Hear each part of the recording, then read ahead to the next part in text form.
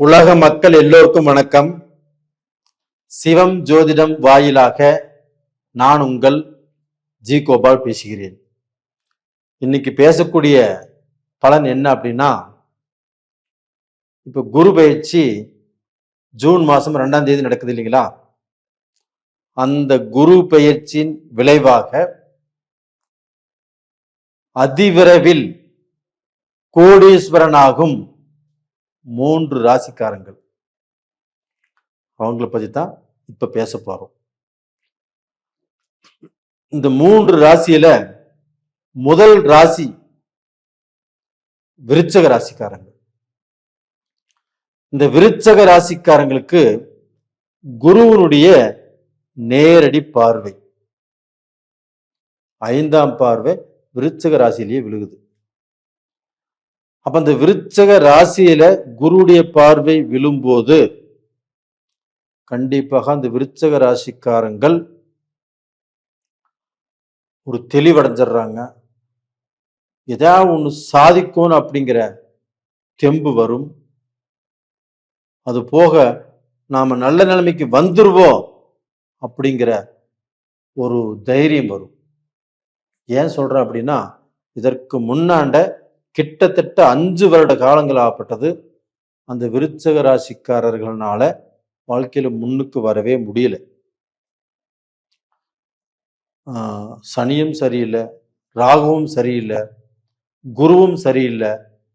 கடந்த காலத்துல இது மாதிரி இந்த ராஜ கிரகங்களுடைய சப்போர்ட் இல்லாமல் அப்படியே வதங்கி நொந்து போய் நம்ம ஏண்டா பிறந்தோம் அப்படிங்கிற குழப்பத்துல விருச்சக ராசிக்காரங்கள் இருக்கிறாங்க. இதுல பாத்தீங்கன்னா அவங்களுடைய குடும்பம் சுக்குநூறா போயிருச்சு. மனைவிய கணவன் நம்பல, கணவனை மனைவி நம்பல. ஏன்னா இந்த சனி பகவான் ஒரு பொய்யான விஷயத்தை கூட உண்மைன்னு சொல்லி நம்ப வைக்கும். அப்ப நம்ப கூடாதவர்களை நம்ப வேண்டிய சூழ்நிலை உருவாகும்.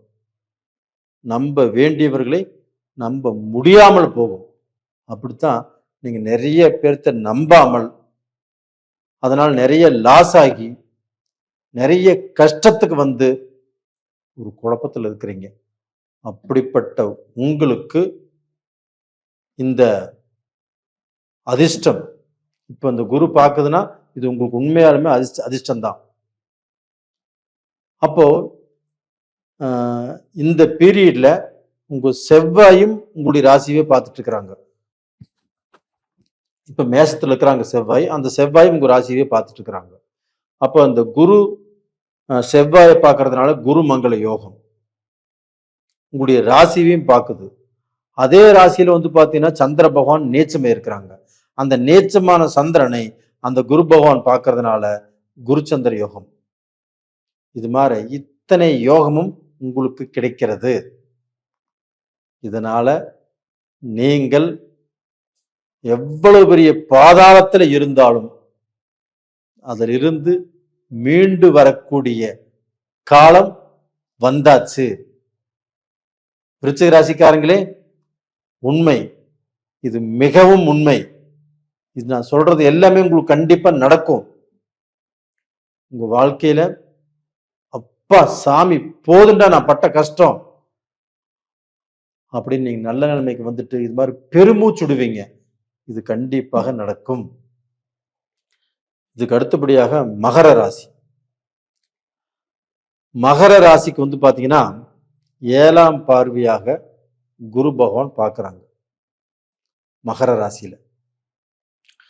அந்த மகர ராசி அப்படிங்கிறது சனி ஆட்சி, அங்க செவ்வாய் உச்சம், குரு நீச்சம். அப்ப அந்த நீச்சம் ஆகக்கூடிய குருவுடைய வீட்டை அந்த குரு பகவானே 7ஆம் பார்வையால அந்த மகர ராசியை குரு நீச்சமான இடத்தை குரு பகவானே பார்க்கும்போது நீச்ச பங்க ராஜ யோகம் யாருக்கு? மகர ராசிக்காரங்களுக்கு. அப்ப இந்த மகர ராசிக்காரங்களாகப்பட்டது கண்டிப்பாக அவங்களுக்கு வந்து 2 விதமான யோகம். ஒண்ணு மகர ராசியவே அந்த குரு பகவான் பார்த்துருச்சா, அந்த மகர ராசியுடைய அதிபதி யாருங்க? சனி பகவானுங்களா? அந்த சனி பகவான் எங்க இருக்கிறாங்க? மேனத்துல இருக்கிறாங்களா? அந்த மேனத்தையுமே குரு பகவான் 9ஆம் பார்வையாக பார்க்கிறாங்க. இது வந்து ஒரு அதிசயமான ஒரு ஜாக்பாட். இது 12 வருடத்துக்கு ஒரு முறை நடக்கக்கூடிய அற்புதமான கட்டம். இந்த காலகட்டத்தை பயன்படுத்திக்கோங்க மகர ராசிக்காரங்களே. உங்களுடைய நீதிக்கும், உங்களுடைய நேர்மைக்கும், உங்களுடைய உழைப்புக்கும் உன்னதமான ஒரு பீரியடு. அப்போ உங்களுடைய உழைப்பால கண்டிப்பாக நீங்க உயர்வீர்கள். உங்களுடைய மனசுல நீங்க பட்டதை செய்யும் போது அதுல பேர், புகழ், மரியாதை எல்லாமே உங்களுக்கு கிடைக்கும்.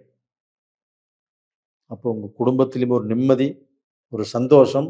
உங்களுடைய மக்கள் என்ன படிக்கணும்னு நினைக்கிறாங்களோ இந்த சமயத்துல அது படிக்க முடியும், படிக்க வைப்பீங்க. அவங்க இந்த நாட்டுல இருந்து வெளிநாட்டிலே படிக்கணுமா, தாராளமாக படிக்கலாம். இந்த நாட்டில இருந்து வெளிநாட்டுக்கு வேலைக்கு போகணுமா, தாராளமாக போகலாம். உங்க மக்களுக்கு திருமணம் நடக்கும். குழந்தை பாக்கியம் இல்லைன்னா குழந்தை பாக்கியம் கிடைக்கும். நீங்கள் சந்தோஷப்படுவீர்கள் உங்களுடைய மக்களுடைய வாழ்க்கையை பார்த்து. மகர ராசிக்காரங்களே, இது உண்மை, உறுதி. அடுத்ததா பாத்தீங்கன்னா மீனராசி. அந்த மீன ராசியவே குரு பகவான் 9ஆம் பார்வையா பார்க்கறாங்க. அது யாருடைய வீடு? குரு பகவானுடைய வீடு மீனம். அந்த மீனத்தை குரு பகவானே 9ஆம் பார்வையா பார்க்கறாங்க. அதுவும் அந்த குரு பகவான் புனர்பூச நட்சத்திரத்தில் உச்ச பலம் வாங்கி 12 வருடத்துக்கு ஒரு முறை அந்த உச்ச பலம் அடைகிறார். உச்ச பலம் அடைஞ்சு அதே பார்வையோடு மீனராசியை பார்க்கறாங்க. அப்போ வந்து பாத்தீங்கன்னா இந்த பீரியட்ல 7.5 சனியே இருந்தாலும் மீனராசிக்காரங்களை பாதிக்காது. அப்ப அந்த 7.5 சனி, அந்த சனி பகவானையும் குரு பகவான் பார்க்கறாங்க. அப்ப இதனால வந்து பாத்தீங்கன்னா அந்த 7.5 சனியும் அவங்களை பாதிக்காது. குரு பார்க்கறதுனால அந்த சனி சுபகிரகமாக மாறிடுறாரு. குருவுடைய வீட்டை குருவே பார்க்கறதுனால அந்த மீன ராசியே சுத்தமாகிறது, புனிதமாகிறது. அப்புறம் என்னங்க மீனராசிக்காரரே, நீங்க எவ்வளவு கடன் பட்டிருந்தாலும், எவ்வளவு கஷ்டத்தின் உச்சத்துக்கே நீங்க போயிருந்தாலும், நீங்க மீனராசிக்காரங்க. நீங்க வந்து கௌரவமாக வாழ வேண்டியவங்க, கண்ணியமாக வாழ வேண்டியவங்க. அடுத்தவங்களுக்கு நீங்க கொடுத்துதான் பழக்கம், வாங்கி பழக்கம் இல்லை. கடனே வாங்க மாட்டீங்க. அப்படி கடன் பட்டாலும் நாளைக்கு கொடுக்குறேன்னு சொன்னீங்கன்னா இன்னைக்கே போய் கொடுத்துருவீங்க. அது மாதிரி தகுதி, தரம், நேர்மை, அந்தஸ்து எல்லாம் உடையவர்கள். அதே சமயத்தில் வந்து ரொம்ப நீட்டா இருப்பீங்க. அந்த ட்ரெஸ் சென்ஸ் அவ்வளவு நல்லா இருக்கும். ஆண்களாகட்டும் பெண்களாகட்டும். இப்படிப்பட்டவர்களுக்கு இந்த கடந்த ஒரு 2 வருஷ காலமாகவே மனசு சரியில்லை, குழப்பம், தன் தொழில பிரச்சனை, நம்ம வேலையில மன இருக்கும், அதுபோக கணவன் மனைவிக்குள்ள நல்ல அண்டர்ஸ்டாண்டிங் இல்லை, அதுபோக நீங்க கூட தப்பான வழியில போகக்கூடிய வாய்ப்புகளும் வந்துருச்சு. பெண்ணாக இருந்தாலும் அடுத்த ஆணை கண்டிப்பா பார்க்கணும், ஆணாக இருந்தாலும் வேற பெண்ணை பார்க்கணும். இந்த மாதிரி சூழ்நிலைகள் உருவாயிருச்சு. அப்ப இந்த குரு பார்வை பட்டதுனால அதிலிருந்து விலகி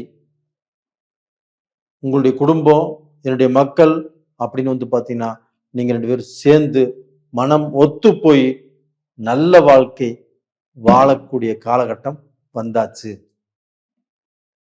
இதனால உங்களுடைய வாழ்க்கை மீண்டும் மலரும். அப்போ வந்து பாத்தீங்கன்னா உங்க வாழ்க்கையில் நீங்க பட்ட கஷ்டம், நீங்க வாங்கின கடன், இது எல்லாமே கட்டி வேலையிலுமே நல்ல பேர் வாங்கி ஒரு நல்ல பொசிஷனுக்கு வரக்கூடிய வாய்ப்பு உங்களுக்கு வந்தாச்சு. தைரியமாக இருங்க, எல்லாரும் நல்லா இருப்பீங்க. இந்த டயத்துல மட்டும் இந்த 3 ராசிக்காரர்களுமே வணங்க வேண்டிய தெய்வம் குரு தட்சிணாமூர்த்தியை வியாழக்கிழமை அன்னைக்கு அந்த மூக்கு சுண்டல் மாலை போட்டு, இல்லைன்னா வந்து ஒரு மஞ்சள் வஸ்திரம் அந்த தட்சிணாமூர்த்திக்கு சாத்தி வணங்கி வாங்க. இல்லைன்னா ஆலங்குடி தட்சிணாமூர்த்தி கோயிலுக்கு ஒரு முறை போயிட்டு வாங்க. கண்டிப்பா நல்லா இருப்பீங்க. நேயர்களே, உங்களுடைய ஜாதகத்தை மட்டும் என்ன தசை என்ன புத்தி நடக்குதுங்கிறத ஒரு முறை பார்த்துக்கோங்க. அந்த தசையை பார்த்துட்டு அது யோகம் தரக்கூடிய தசைகளா இல்லை பாதகம் செய்யக்கூடிய தசைகளா அப்படிங்கிறத ஒரு முடிவு பண்ணுங்க. முடிவு பண்ணி உங்களுக்கு ஏதாவது பரிகாரம் இருந்தால் நீங்கள் செஞ்சுக்கோங்க. அப்படி இல்லை கோயில் குளத்துக்கு போயிட்டு வந்துடுங்க. நன்றி. உங்களிடமிருந்து விடைபெறுவது உங்களின் ஜி கோபால். நன்றி, வணக்கம்.